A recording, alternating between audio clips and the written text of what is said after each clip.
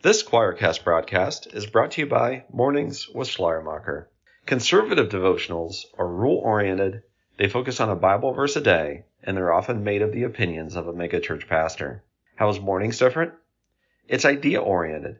It focuses on experiencing God every day and contains insight from the father of modern theology. Mornings is a progressive devotional made by progressives for progressives. Check out Mornings with Schleiermacher today. The majority of our life is lived in liminal space. And there's this in-between space, this liminal space. This liminality that reveals possibility. I think we're in a liminal moment, but also in a place of transformation. We could actually change as a people. I have great affection for the church and a troubled relationship with it. That can't be the gospel because God said to love our neighbors. Just to be alive in time means that we're on the threshold of the future. Just to begin questioning is so difficult because you have these voices in your ears telling you that you're not a real Christian. We don't know what the future looks like. We have to work it out together. Welcome to the Liminal Living Podcast, where we have conversations with those who are going through dark nights or deconstruction. Chad Bahl, welcome back to the Liminal Living Podcast for your second episode with us here. I'm really happy to have you back here today. Yeah, thank you so much. Thanks for asking me back. I enjoyed our first conversation, so I'm looking forward to this one. Well, your last podcast is still in my top 10 most downloaded episodes. So, wow, you get to add that to your resume. I'm no, the top 10 of Liminal Living. Yeah, that's meaningful. I appreciate it, and you having over 100 episodes. I mean, that's good for you, and congratulations there. But then to be in the top of that it's pretty cool. So I definitely appreciate that. You're on some really fun lists because Tom Ward's on there, which is one of your heroes. Yeah. Pete Rollins is on there, and Rob Bell is on there. And, wow. So you're sharing the space. I got one on there too. One of my solo episodes. I got one on the top 10. Okay. So fantastic. Well, I feel like I'm in great company, so that's fantastic. Yeah, it's really cool. Now you recently got another doctorate, so now you're double doctor, Chad Bahl. Yeah. So, my career degree, I suppose, from the University of Toledo, is I have my doctorate in pharmacy. So from the standpoint of what I do for a living, I'm a pharmacist. But then, I've kind of always wanted more than that from the standpoint of just learning, loving theology, wanting an avenue to kind of dive into things as I get some of my own time on days off, and even thinking forward towards retirement. So I wanted to find another path to really, I don't want to say career versus vocation, but I definitely see theology as more of a passion, and pharmacy as more of a way of supporting self and family. So I had an opportunity to study under, you mentioned his name already, Thomas J. Ord, at Northwind Theological Seminary. And I jumped on it. So my thesis, which is what we're going to be talking about today, is something I defended last week successfully. Yes, and congratulations. Thank you so much. You would reach out to me early on, and you said you wanted to be the first person to interview the subject material based off of post defense. So yes, I was happy to say yes to that. All right. Did I make it? Am I the first one? I'm the first podcast? You are the very first one. Oh, yes. I am so excited. And based off the success of this, you might be the only one, but we'll see if if people get interested, there may be more. Who knows? Well, I think the topic it's captured my attention. Tell us the title of your dissertation, because the title was just like, I'm talking to Chad about this. Yeah. So the title is The Death of Supernaturalism, the Case for Process Naturalism. So I guess the first part. Oh my gosh, the first part. Death of Supernaturalism. Yeah. Yeah. That you're putting some words on some things that a lot of people are feeling. So I just really wanted to explore this. So cool. Yeah. I love it. I'm excited. That's when I saw the title on your post. I was just like, oh my gosh, that's what I want to explore. I think you've just put words on something that I've had these intuitions about, of some of the big problems that I'm running into. So Yeah, I appreciate that. And hopefully, folks, again, the title was intentionally, for not having more background about the thesis, maybe it would just kind of raise some eyebrows. And I guess that's the point, of just getting people interested to start a conversation. And maybe, again, it'll hit on that same note, I guess, for other people, looking for some answers. Yeah. Well, what caused you to go down that road, choose that topic, and research it? Why was that the passion that you just really, what's the whole reason behind this project? Yeah, no, that's a great question. So I'd say, I've always been someone who pulls a thread until I can find the end of it. So I'm not a half answer person. I don't like to play the mystery card. I like to be satisfied, intellectually. So I've always, and I believe will always be, a lifelong explorer when it comes to seeking, truth. So my faith from a very early age has always played an integral role in my life. And it's always been married for me to the need to find the things that I have faith in to make sense intellectually. So long story short, I found this thing that, again, studying under Thomas J. Ord, open and relational theology, maybe more specifically process theology, to possess the most satisfying answers really to the one, and I would say the one topic that has plagued me more than any other topic in my faith journey, and that is the topic of theodicy. Why does a good God allow the tragedies and evils of this world to occur? And I think when it comes down to it, that topic centers the problem around process theology, centers the problem around divine omnipotence. And in doing so, I think it's able to posit some really compelling solutions by framing it that way. And obviously that's something that we're going to get into. But in short, it says that as far as a being who has all the power, well, that's not a perfect God. That God doesn't possess all the power. God gives us freedom. And so if we reframe omnipotence in a way that allows creaturely freedom in which God doesn't have all the power, then maybe, that provides some good answers when it comes to the theodicy issue. But then it brings up the next important question. If we're not framing God as this being that exists up there somewhere, outside of the universe, able to intervene and impose God's will on any circumstance, then what's the best way to frame God, or to frame our outlook of God? And so, and I know it's going on a little bit of a tangent, but I think more than myself, people other than myself are asking this question. When we look at belief in God, and we see people questioning things, it was almost ubiquitous as far as belief in God in the 1960s. 98% of Americans would say they believed in God in the 1960s. Today, according to Gallup polling, that number is 81%. I mean, that's a pretty, you'd say, oh, that's still the vast majority of people, but that's a pretty dramatic decline. And we have to ask ourselves, why is belief in God becoming less reasonable to people? And maybe they're having some of the same problems I'm having. And for me, it came down to the framework and the model that we've really ascribed to, that is supernaturalism. But that was what kind of compelled me to pick this topic. Yeah. Well, I've talked to other process theologians. I'm not a process theologian. I'm very friendly with process theology, but that is something I'm still very new exploring. It makes a lot of sense. I think it has a better framework of supporting a modern view of God than the previous one. And so I've talked with, Andrew Davis and Josh Patterson and Bruce Epperly and yourself, some other process theologians, and I'm starting to learn a little bit about it. And I do kind of jive with it. I don't think I fully understand it, or I wouldn't.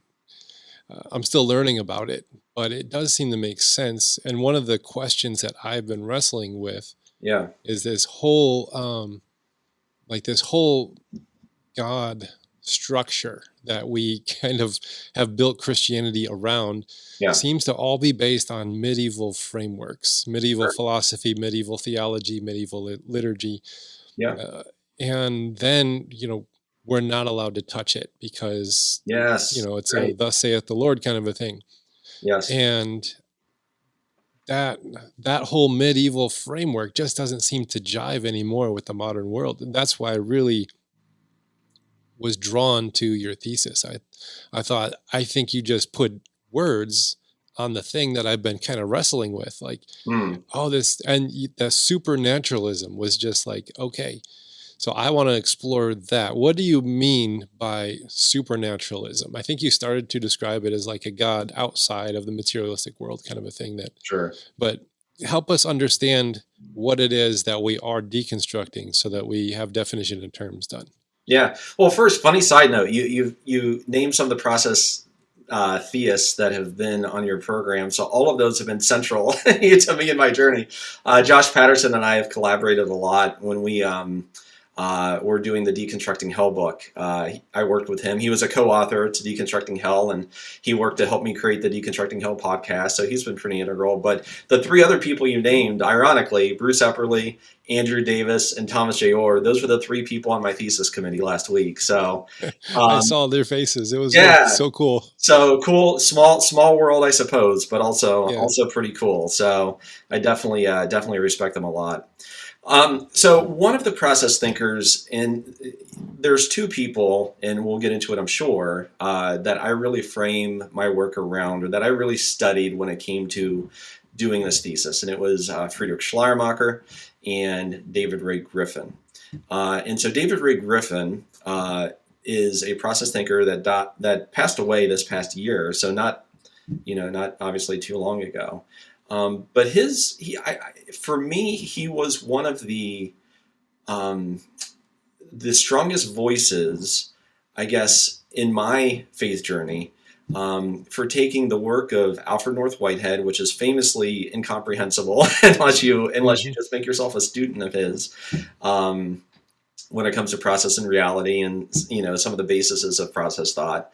But really laid it out in a compelling way, in an understandable framework, and in a way that really made sense today with, again, the modern world and in my way of thinking. But so I use his work a lot. And he defines supernaturalism like this. He says that it is the idea of a divine being who can, and perhaps does, occasionally interrupt the world's most fundamental causal processes. So it's a lot to say, so I'll repeat it. But the idea of a divine being who can occasionally interrupt the world's most fundamental causal processes. So to him, supernaturalism is this God that exists outside of the world that is able to, at any point in time, kind of reach the divine hand into a situation and meddle or change or control or, go against, I guess, that which we would see as natural law. Yeah. Well, you just described how most people pray. They're praying to the person outside of the world to step into the world and intervene. Yeah. Like, my, great aunt Greta is sick with cancer. Would you step into the world and intervene and heal her of her cancer? Yeah. And then when that doesn't happen, then we have to then look backwards and then retell the narrative of God in a way that makes sense with our theology. Yeah. It must have been this. It must have been that. It's a fantastic way to approach God when things are going the right way. That was killer. Say that again. I said supernaturalism. It's a fantastic way to approach God when things are going in the right direction. God did this. So good. God is amazing. God made me feel good. God healed my family member. God saved me in this car accident. God healed my cancer. All this good sort of stuff.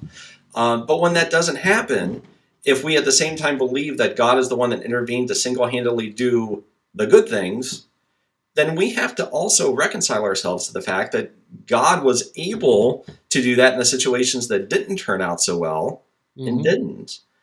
And so either we live with an unsatisfying view of God or an irreconcilable cognitive dissonance that we just can't pay that much attention to, or else things might start to unwind for us.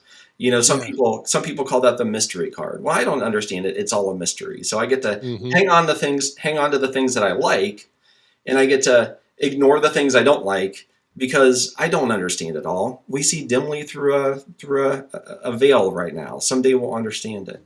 Well, gosh, I mean, that's kind of a pick and choose theology in my mind.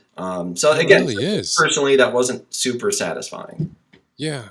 You described the moment for me when everything fell apart was we were going through, it was 21 years ago, we were going through some really difficult medical wrestlings with our firstborn son. Oh, wow. And then in process of that, we were also losing our second son in utero and did end up losing him. Oh, and I was a pastor.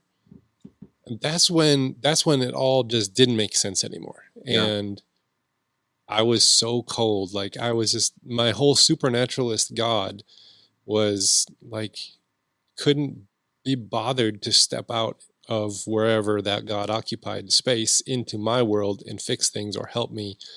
And that's the moment for me when it all just, and my prayer for like years after that was, God, it appears you're going to do whatever the hell you want to do. I'll just try and stay out of your way, and we'll just keep on our merry way. Like that was the only way for me to make sense of that was, I didn't know what to do with it. And then this whole process and open relational and even the contemplative viewpoints that kind of pulled me back towards making sense of God again, still left a lot of unanswered questions. But then I got into the process in open relational and like, well, maybe this whole supernaturalism thing is, I wouldn't use those words until I saw your thesis. Supernaturalism is a medieval construct kind of a thing. Yeah. And, it's interesting because we keep saying, the medieval construct. And I do agree with that. It's funny that the word supernaturalism, it first appeared in the Middle Ages. It appeared about 1,000 years after the life of Christ. This guy named Peter Lombard, who was I believe an Irish theologian, but he wrote this famous book, theological work called The Four Books on Sentences. And in that, he sought to clarify the things that things that had their origin in God and the things that had their origin in creation. And so he used this term that it was actually Augustine's term, seminal natures and causes. And he would say that some things have seminal causes, ingrained natures, that when I plant a seed, I get a plant, and those things are natural. But then there are some things that are only God reaching God's hand directly in the situation. And those are the things that are outside of the natural or supernatural. And where we start to see that word really first come into widespread use would be in the works of Aquinas. And he was really the first one that in the 13th century began using the word supernatural to describe the actions of God. But before then, we didn't really talk in terms of that dichotomy. So we all like to think that, and I think, we can look at evangelicalism. We can look at really anything that is a belief that we would ascribe to. And we like to think our beliefs are what really truly go back to the origins of the faith, right? Evangelicalism, man, they were preaching the gospel in the book of Acts. And, evangelicalism has its roots in first century Christianity. And you really have to dive into what you mean by that. And we maybe assume that the God that is out there somewhere, divinely intervening in an omnipotent fashion, controlling things, has its origin in first century Christianity as well. And it really doesn't. It's really, like you said, a medieval concept.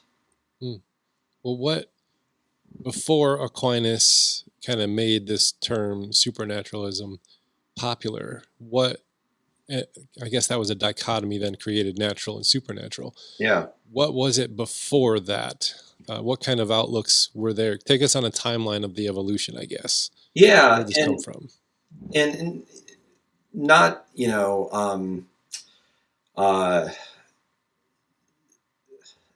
not to go too in depth, but just to say that's not a dichotomy. When we talked about the activity of God, we spoke directly about the activity of God. Certainly, there was the debate of whether or not we have free will, whether or not God controls all things, what that activity meant. But we really never posited the separation between that sort of activity, that it wasn't necessarily a special way in which God worked, that it is either natural or supernatural.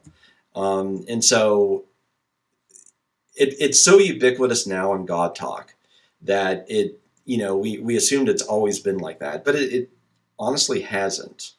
And so, again, what we mean by the terms, I think, are, could be something that we talk about and discuss. But my whole goal, at least in this thesis, was to say, let's kind of rip the veil of that dichotomy, and let's just start talking about God for the activity of God and what that means, and in a framework that makes intellectual sense and that's satisfying. Because I would say that, when we view God as this omnipotent being up there somewhere, intervening in any way God wills, it creates a lot of problems that are hard to solve. Mm-hmm. Yeah.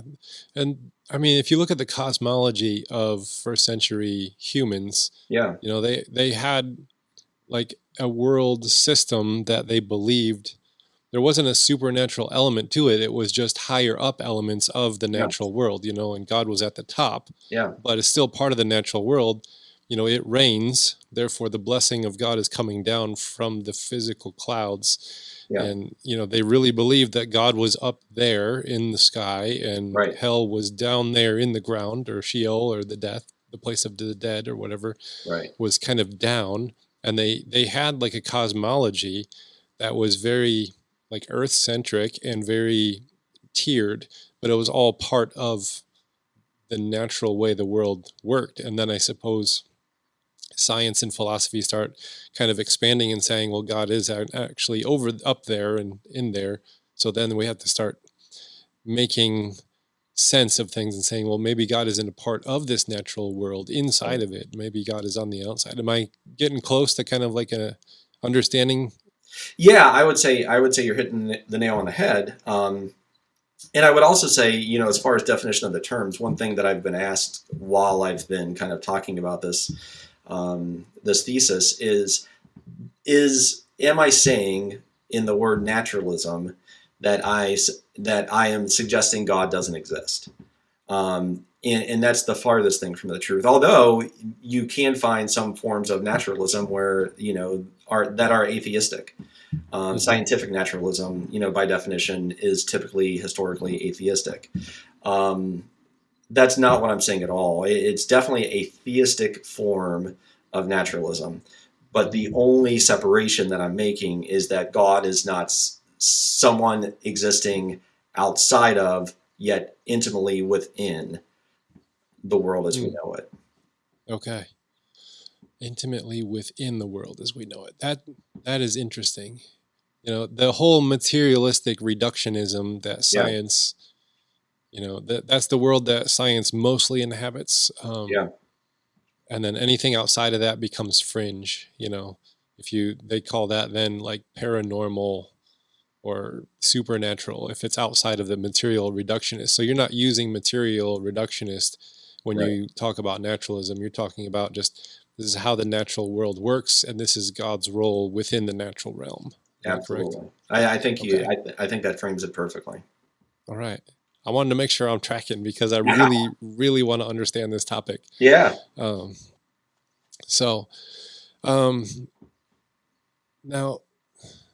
God is not supernatural. Then God is a part of the natural world. Yeah. And what does this look like? What does the new thing that you're painting look like? I'm trying to find the words that you used. It was a meta process naturalism. Yeah. So definition of terms for the new thing that you're trying to construct for us. What is process naturalism? That's a great question.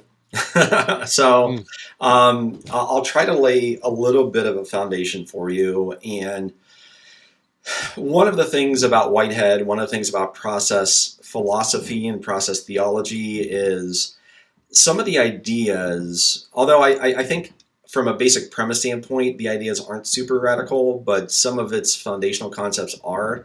So there's a lot of big words and new terminology that they tend to use. But I'll try to, as easily as possible, kind of give you the, we'll call it the David Ray Griffin framework for process theology and the naturalism that he's suggesting. Okay. But so basically, process theology, it's a theological approach that really views reality as in terms of dynamic processes of constant change and becoming, where God is not a detached, omnipotent being, but rather actively involved in the world as a very relational is a keyword, and persuasive would be another keyword force. That process theology doesn't see God as all-controlling, that the natural world doesn't work like that. God works within the natural world, but does so persuasively, guiding, providing what process philosophy calls initial aims for all of creation, for all points in time, for all beings. But we are also free beings, and it is up to us to be able to choose to be in line with God's divine and perfect guidance, or to choose to go against it. So it really deconstructs omnipotence in that way. One of the words that my advisor uses is replacing the word omnipotence with omnipotence. That God isn't all-powerful, that's not really, nor can it be, the definition of a perfect being. Because if you're all-controlling, you can't have one of the kind of great-making qualities of perfection, and we would say that is love. An all-controlling God can't be an all-loving God, because I think within love there's freedom, and freedom to choose, and a freedom to not only give love, or not only receive love, but to give love as well. So omnipotence is the idea of this perfectly loving God, and by definition, a perfectly loving God cannot be a controlling God. So that's part of the framework, that I'm suggesting here. And omnipotence is more of a Tom Ward term than it is a David Ray Griffin term, but I incorporate that as well as other thinkers in my thesis as well. But three key ideas that might be helpful to add to this basic framework of process thought. And he calls this, he ends up calling, Griffin does, his naturalism PPP as a kind of subtitle. And he does so to contrast with the naturalism of science, or most of the scientific community, which he would say was naturalism SAM, which is sensationalist or sensationist, atheistic, and materialistic. So he would substitute those words. And he would say that God is not an atheistic framework, but God is, obviously it's a theistic framework, but he would paint this as something called Panentheism. And the idea is, unlike traditional theologies, process theology sees God as actively participating in the world's ongoing processes of change and becoming, not as a being coming from outside of creation. So in traditional theism, we have a circle that is God out there somewhere, and maybe that overlaps with the circle that is creation, because God is interacting within creation, but God is outside of and selectively intervening within it. All right, that is maybe traditional theism. In panentheism, and that word simply means all in God, we see as creation as those two circles overlapping. Now, it's not pantheism. It's not the idea of all creation being God, but it's panentheism as all creation being in God. So God is intimately interwoven and inseparable from relating to creation. God does so naturally and necessarily. So that's the idea of panentheism. There's a couple more, but I'll let you follow up if you want to on that. Yeah, you just kind of painted a picture of a Venn diagram. Yeah. Of the kind of the supernatural theist perspective. There is a little bit of overlap between God and us, the supernatural and natural world. This is where miracles would take place. Yeah. This is where, the parting of the sea, the walking on the water, the turning of the, water to wine, your Aunt Betty's cancer was healed, kind of like those are those overlaps. Yeah. And then the things on the outside of that would be the tragedies that God let happen that we then put over to the mystery card and say, well, sometimes these things happen, God's wisdom, and it's a mystery and we don't understand it. Yeah. That then is kind of broken down, saying this doesn't work for the modern era. Panentheism then just brings that Venn diagram into like a full circle, right? Like God is in all of creation as a part of the natural creation. In some fashion. So am I tracking on this one so far? You are tracking on it. You hit it, and you said it better than I think I could have. God is intimately, the circles overlap, and God is intimately involved. So we're not positing a God who occasionally works a miracle. We're using in the terms of, and we'll talk about him, but Friedrich Schleiermacher, who was a 19th century theologian. He's known as a father of modern theology, father of modern liberal theology, sometimes called. But he was a key thinker to rework some of these concepts of supernatural thinking. He suggested rejecting the idea of the absolutely supernatural and talking about God in a more natural light. But what he would say is not that miracles don't occur. He would say, to me, all is miracle, right? Because God is intimately involved in every single circumstance and instance of our being, every single problem, every single good time, bad time, always luring, always providing a direct initial aim, always hoping and provoking and wanting the best out of every situation. That is the God we're talking about. And in some ways, I would say that's a more powerful God, not someone who can wave a magic wand, but someone who knows all of creation intimately well and is able to work within creation to lure us towards the divine will and to divine good. Okay. You used a phrase, I don't know if it was your phrase or if you adopted it from Schleiermacher or Griffin, but you used the phrase soul of the universe to describe God. You want to talk a little bit about what that is, where that comes from, what that looks like? Yeah. And so it's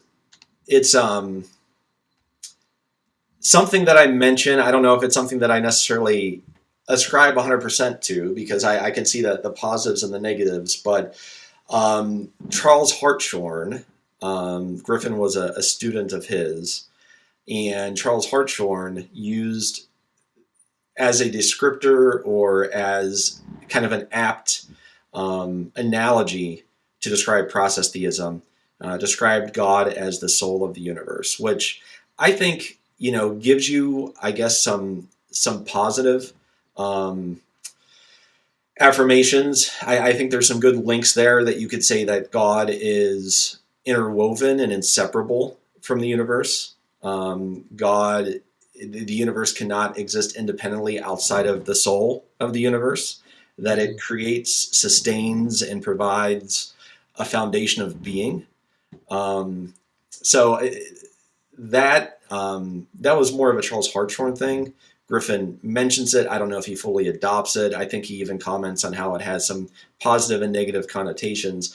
Like, we wouldn't say that God is the soul of the universe, positing and maybe this is a little too technical, but we wouldn't posit a dualism within God or between God and the universe. So we wouldn't say that, God is of different mystical, supernatural substance.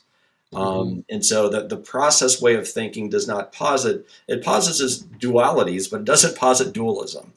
One phrase that is used often is this idea of material mental monism, that we're all and that all things are of the same basic substance, yet with important distinctions.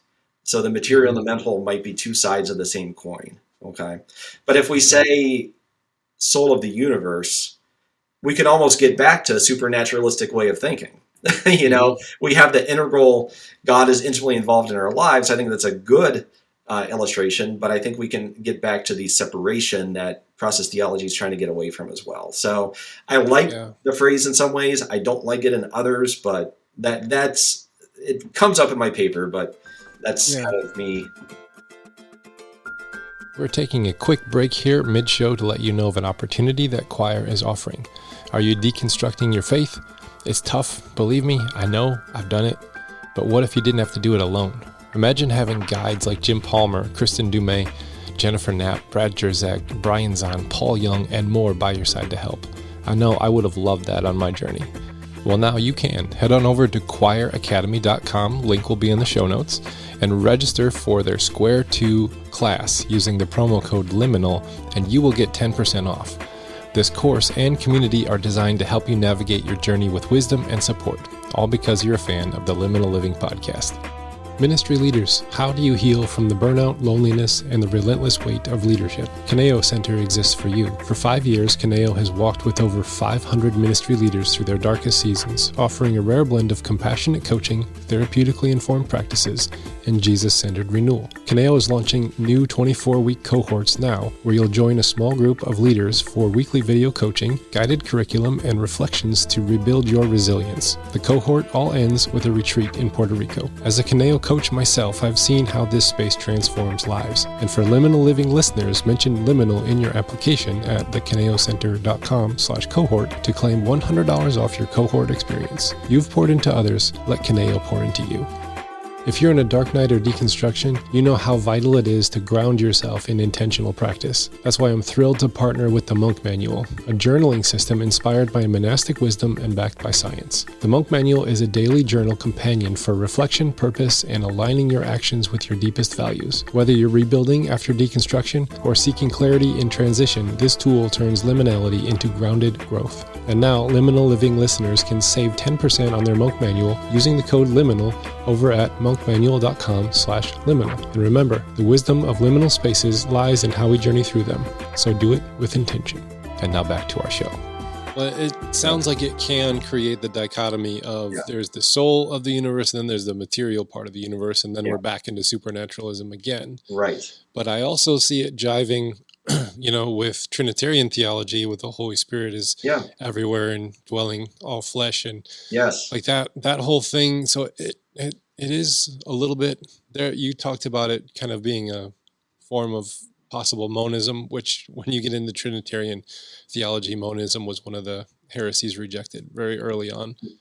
But if you really dive down materialistically into what we're made of, like we all do come from the same stuff. Like if you are just materialist, reductionist, stars blew up and now we exist, as Neil deGrasse Tyson says, we're all made of stardust because when everything exploded, then that became the furnace that created all the other elements that we see. So there's like things that are jiving and things that are not. And it's like, is there a theory of everything that we're actually going to figure out? I don't think so. Yeah. And I think the monism that process theology posits is one that can link God talk with science talk. We can talk about being of the same substance, but we don't have to do so in a way that doesn't allow for divine activity or even the presence of the divine. So that's what's been attractive to me, I guess. Yeah, I mean, if you get into like Tillich's ground of being, understanding of God, even consciousness studies right now, where there's some theories that the four forces, the strong and weak nuclear and the electromagnetism and gravitational are the four forces that we know that kind of hold the universe together. And now there's like a consciousness theory that says consciousness is the fifth force that underpins everything. And it's like science talk and spiritual talk are starting to blend when you start to think of quantum physics and consciousness. And then this whole supernaturalism, medieval stuff, it's like it doesn't leave enough room to have these conversations for where we're all headed. I think that's how one God of the is major revealing things. Yeah, that's one of the major goals of process thought, is to have something that is a foundation of thinking that can marry the scientific with the theistic. That, you know, science doesn't provide compelling answers when it comes to spiritual questions. Traditional theism doesn't provide compelling answers when it comes to scientific investigation. So can we have some sort of framework of thought in which we can have a conversation between the two disciplines? That's something that Schleiermacher was passionate about. That's something that process theology is passionate about. And again, you know, I think that's something that's achievable that medieval thinking, I guess, didn't have in their purview. You know, so. And Aquinas was revolutionary for his time. Correct. And we don't have to say that he figured it all out and now we don't move. Like, correct. Now we're free to move the ball forward because there's constant revelations from science and psychology and spirituality that we have to keep expanding and including.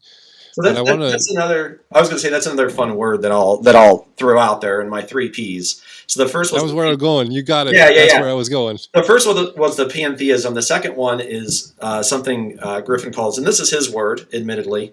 So it's not necessarily something that had been widely accepted until he said it, but pan-experientialism.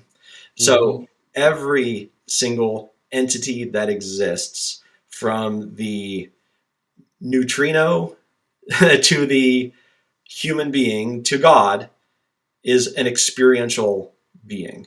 All things have experience, and their experience is far more fundamental than the substance that composes them. So where you might have been getting at, I think, is this word called panpsychism, which would imply potentially that all things have some sort of conscious experience and or mentality. And Griffin's saying, no, I don't think we can ascribe consciousness to all things, but we can certainly ascribe experience to all things. So one of the fundamental underlying thoughts of process theology or process philosophy as a whole is that all things experience, and that this experience is far more fundamental than the substance that we're made up of. And so one illustration would be something that you've alluded to as well, but it would be how science is science in the materialistic viewpoint of science is kind of broken down when it comes to, looking at the atom. When we were able to, study the atom for what it was, and predict its, activity, sometimes a wave, sometimes particle. A particle, yeah, exactly. Thank you. We were able to make some good predictions and maybe some calculations, formulations, but there are times when we've discovered that the atom wasn't the most fundamental substance, that there were components of the atom. We had the electron, the neutron, the proton, and even smaller than that. And we studied them. They didn't ascribe to any necessary behavior that we can put into a box or a formula. These things jumped from place to place. These things, acted non-predictably. And so, again, when we start to talk about them in forms of a substance, I think we really limit what actually is going on. When we talk to them from the standpoint of experience, I think we're able to have a more holistic conversation. And so process theology looks at experience and says, well, we are all experiential beings, and we're linked by our experiences. Yeah. Now, I think some of the indigenous spiritualities, from Celtic to Native American, they're going to look at creation and say that it's alive in some fashion. Yeah. Whether that means experiencing or conscious or not. The Celtics will say that stone has memory. Like the stones, the buildings, they have memory. They're there forever. They're time tested. They're true.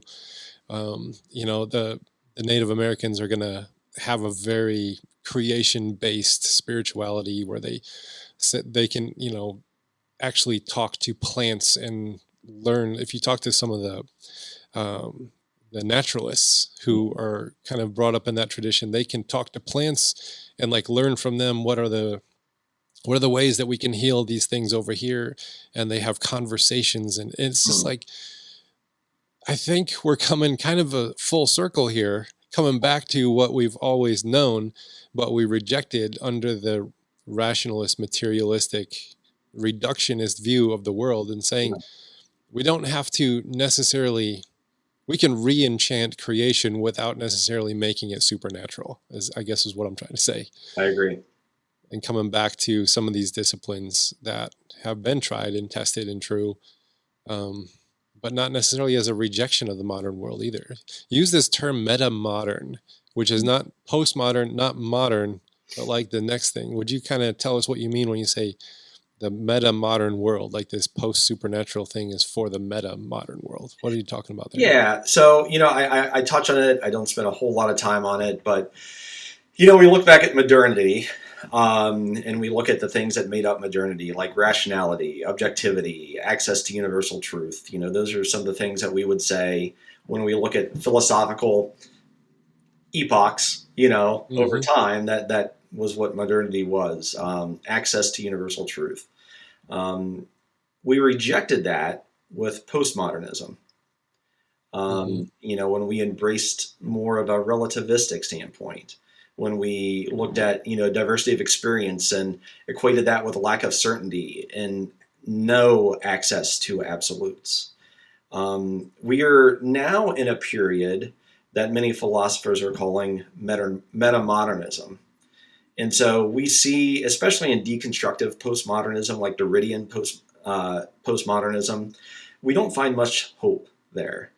We don't find that extremely satisfying.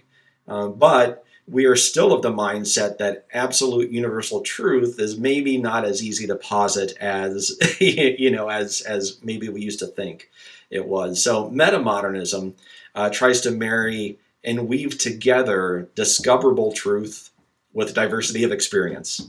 So if that makes sense. So discoverable truth with diversity of experience. And so entailed within that are, finding some overlap in some seemingly contradictory things. So the reason why I proposed metamodernism I thought that metamodernism gave us a nice framework for my thesis, was I think we would normally posit rejection of the supernatural with rejection of the existence of God. We wouldn't necessarily say that the God existing and the supernatural not existing would be concepts. We would say that they were contradictory, right? You have to pick one. You can't have both. But I think in metamodern times, we would weave this. Metamodernism is all about weaving these grand narratives, not necessarily having a statement of universal truth, but a grand narrative that incorporates truths. And we could weave this narrative of a theistic exploration of existence, and a rejection of the absolutely, or even in toto, of the supernatural. That is making sense. That whole, if I look at kind of my teenage self being brought up in modern Christianity, it was very objective truth, subjective experience is the enemy kind of a thing. Don't trust emotion, don't trust experience. That's all the devil trying to trick you. What we do know is this objective truth called the Bible. And then shifting away from that into a more postmodern, which it was more of that subjective experience of God, diversity. What was the words you used? Diversity of experience. Yeah. That really nailed it down. But then we have this relativistic space where, a politician can just kind of step into this relativistic space and just say something that then make up an objective truth about it. And then it's like half of the country can then buy it. And then half the country is like, wait, this isn't real. Yep. So kind of the postmodern thing did crumble upon itself, except it's weird that the Christians have kind of bought into the postmodern thing when they told me it was the enemy to begin with. Sure. And now we have this metamodern thing, which is kind of a blending of that. I like that there's not this objective bullet point truth we're after, but more of a common shared narrative. Yeah. Which I think is the main thing that we're lacking as a people, is a common shared narrative. Yeah. Really. What kind of common shared narrative are we talking about here? That is there something that Griffin or Schleiermacher or yourself are saying here is a narrative or parts of it, or is that kind of up for discussion at this point? Well, so I'll use that to transition into, because I'm a completist, and I'll be thinking about this interview if I don't get to my third point. Okay. Well, I'll transition it to the third P. We have three of those. Which is prehension, and so I think that's the grand narrative that we're one of the underlying themes of the grand narrative that we're forming. That when we don't talk about things under the auspice of substance being the most fundamental aspect of reality, we have to replace it. And so if I'm saying that experience is the most fundamental aspect of reality, I'm going to have a term for that. And the process philosophy term for it is actual entity. So one experience, and they call this Whitehead called this a drop of experience. One drop of experience would be an actual entity. A prehension is a feeling of that experience. So if I'm an actual entity, if I am a drop of experience, and I have to, I'm also experiencing those things around me. So the feeling of the experience around me would be a prehension. And when I prehend what is around me, that prehension then kind of forms an efficacious bridge to the next occasion or the next experience, the next actual entity, is developed and created. And so if we look at reality in terms of that, we begin to see how me as an actual entity, in process philosophy would say that God is an actual entity, that I am made up of a conglomerate, not just of my substances that make me up, that's not good enough, but of my experiences. That my experiences are more fundamental to who I am than any molecule that I exist of, right? I would say my experience is far more important than my left pinky or whatever the case may be, right? It's far more definitive of who I am than the substances that create me. And so let me see if I want to make sure that I'm caught up with where this is a big thought. Yeah. And my brain wants to wrap around this. Yeah. And I want to make sure that I'm tracking up to this point or I'll get lost. Yeah. So experience, and then there is what we feel about the experience. Yes. And we are more fundamentally our experiences than we are just the mere molecules that make us up. Yes. So like our emotions about an experience would be the narratives that we wrap around the experience itself. Like, I'm feeling this way about this thing because of the story I'm telling myself about this scenario. Because narratives are the thing that bring about emotions.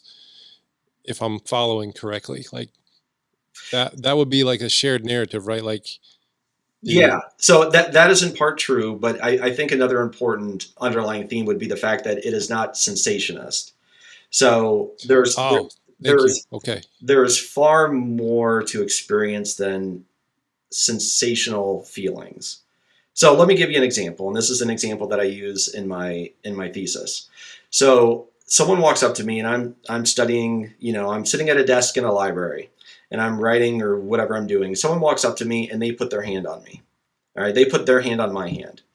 Now, if sensationalism is all that there was to reality, the only thing I can tell from that would be their hand is warmer than mine, or maybe their hand is sweaty, or whatever the case may be, right? And then what I would gain from that experience would be my hand became a little warmer because it was cold before, and now it's, now some heat is transferred, right? So that's what science can tell me about that interaction. But there's far more to the experience of that interaction. Maybe by the gentle way that person puts their hand on me, I see that they are a compassionate person. Or maybe by the way they grip me, I sense that they are that they need my attention, that something urgent's going on. Okay, there's more to the experience of the hand, being put on mine than just what I feel directly in a sensationalist sense of experience. Mm-hmm. And so the one step further than that would be now, instead of my hand being, warmer for a short period of time, then going back to whatever the room temperature is, I am now forever changed by that experience. That person's emergency or that person's compassion or whatever it was has forever changed me. Their experience has now, in some small sense, become my experience, which has now become who I am. And the one point I want to make with that is that is exactly how process theology posits God's relation with us. Mm. So not only is God someone who we experience, but God also experiences us. And what we do affects God and impacts God and changes God. And God is also becoming through God's relationships with us, ever incorporating our experiences into God's, and then formulating the next initial aim or the next inspiration or lore, to the next occasion based off of all of that information. So one of the cool things of process thought is not only does it, reject omnipotence and supernatural things like that, but it also rejects this the fact that God, is this unchanging static being that we can't impact, that sits aloof, and just dictates. No, process theology says that, Whitehead said that God is not the exception to the metaphysical principles. God is the perfect exemplification of them.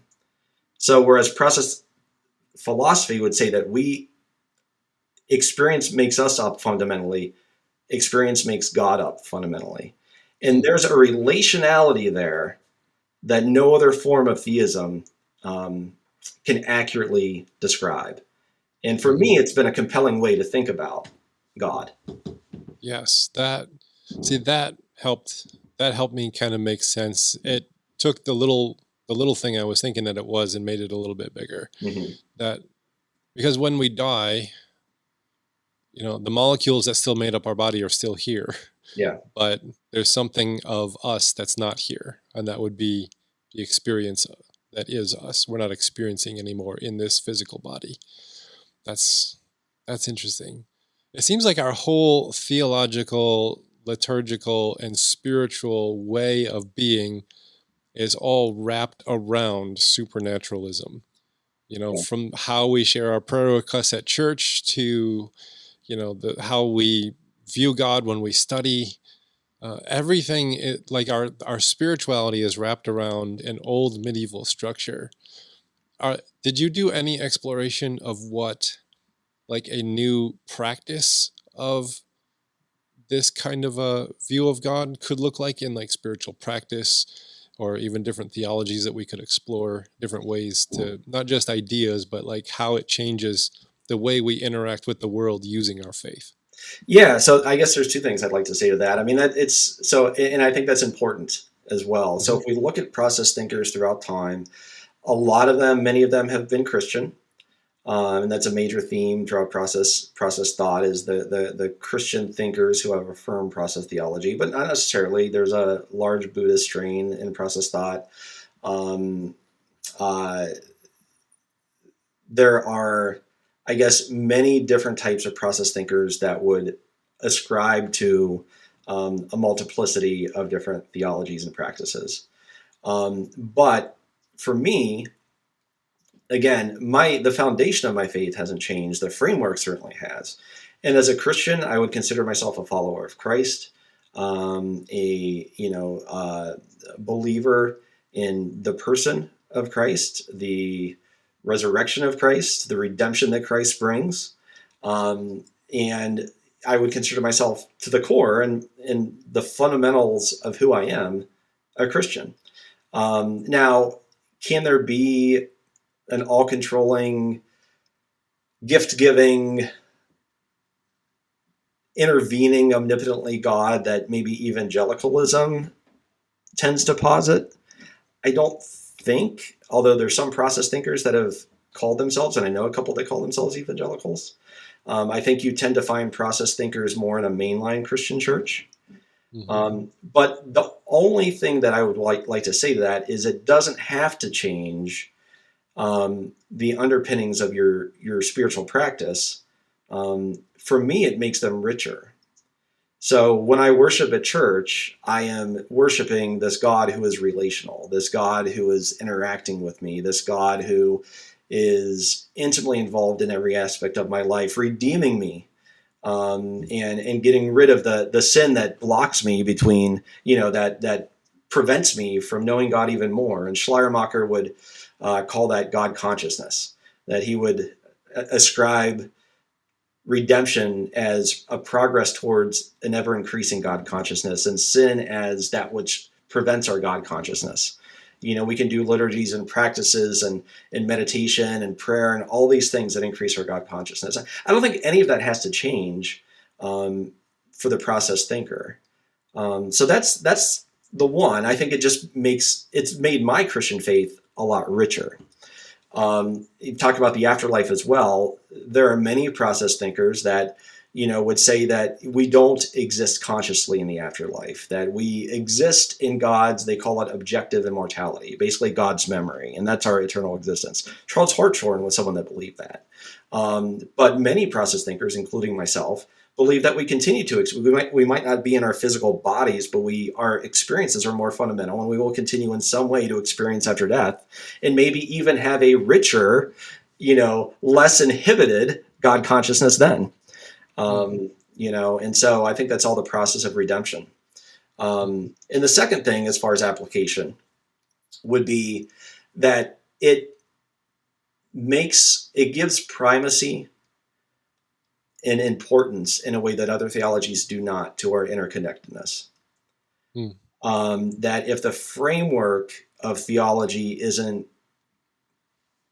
the edicts of a book written long ago, and I'm not dissing the Bible, I still think it's the most important work, that has ever been written, and there's a lot of truth to be seen in it. Although I talk about it a lot more in my thesis. But the framework is now our experience of God. And if we can see everybody around us as on equal footing of people that God is also intimately involved with, loves, and wants us to love, gosh, I think that really shifts our framework away from maybe what some of the more fundamentalist traditions within Christianity can't posit. In fundamentalist Christianity, you're in or you're out. You're saved or you're not. You're going to heaven, you're going to hell. And so we see everybody as either on board or needing to be convinced to be on board. We see them as an object and a goal. We don't necessarily see them as just the loved relational being that they are. And I think process theology allows us to do that in a way that more traditional strains can't. Yeah. I have enjoyed this conversation so much. I've been waiting, because you said I can't do it until I defend it. And so I have been waiting for this conversation for months, and it was worth waiting for. We did a lot of heavy lifting. Yeah. And it was so much fun. I know we could probably talk for hours and hours more, because this is such an important topic, but I think we need to kind of wrap things up here with what you just mentioned. That was a perfect way to kind of wrap it up. What direction would you send people if they're extra nerdy, they want to read your thesis? Is there a way to get it, or just to connect with your work? Where do you want to send folks? Yeah, I would say for now, reach out to me. As far as social media, I'm most active on Facebook. So just Chad Bahl, Bahl, reach out to me, message me on Facebook. And I would say we've covered a lot of ground. We've used a lot of new words. We've talked about a lot of things that might be unfamiliar to a lot of folks listening to this. So ask for clarification, and if it's not me, it's someone else who might be, an expert in the field. But if this has interested you at all, continue to listen to this great podcast that I've fallen in love with and been privileged now twice to be a part of. And feel free to reach out to me. And that's the best way to get a hold of me. So the thesis, I hope to publish in the next year or so. But that's probably in the short term. The easiest thing is just to, maybe look for me directly if you have questions. All right. And I know you've written devotional since we last talked, Mornings with Schleiermacher. Yeah. So that's a cool devotional. I got me a copy of that. Where do you want to send people to pick up a copy of that? Just good old Amazon? Yeah, good old Amazon's the best way to do it.